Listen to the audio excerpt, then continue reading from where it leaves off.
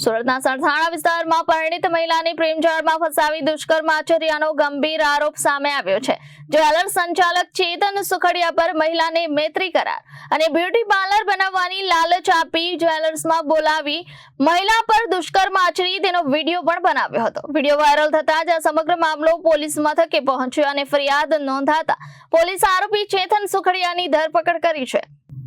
સુરતના સરથાણા વિસ્તારમાંથી દુષ્કર્મનો ચોંકાવનારો કિસ્સો સામે આવ્યો છે। પરિણીત મહિલાને પ્રેમજાળમાં ફસાવી જ્વેલર્સ સંચાલકે દુષ્કર્મ આચર્યાનો આરોપ લાગ્યો છે। આરોપ છે કે ચેતન સુખડિયાએ મહિલાને મૈત્રી કરાર કરવાની અને બ્યુટી પાર્લર બનાવી આપવાની લાલચ આપી હતી। આ લાલચ આપી મહિલાને જ્વેલર્સમાં બોલાવવામાં આવી હતી, જ્યાં મહિલાની મરજી વિરુદ્ધ દુષ્કર્મ આચરી તેનો વિડીયો બનાવ્યો હોવાનો પણ આક્ષેપ કરવામાં આવ્યો છે। ત્યારબાદ આ વિડીયો વાયરલ થતા મામલો પોલીસ સ્ટેશન સુધી પહોંચ્યો હતો। મહિલાએ નોંધાવેલી ફરિયાદના આધારે પોલીસે તપાસ શરૂ કરી અને જ્વેલર્સ સંચાલક ચેતન સુખડિયાની ધરપકડ કરી છે। હાલ સમગ્ર મામલે પોલીસ દ્વારા વધુ તપાસ હાથ ધરવામાં આવી છે અને વિડીયો તથા અન્ય પુરાવાની પણ તપાસ કરવામાં આવી રહી છે।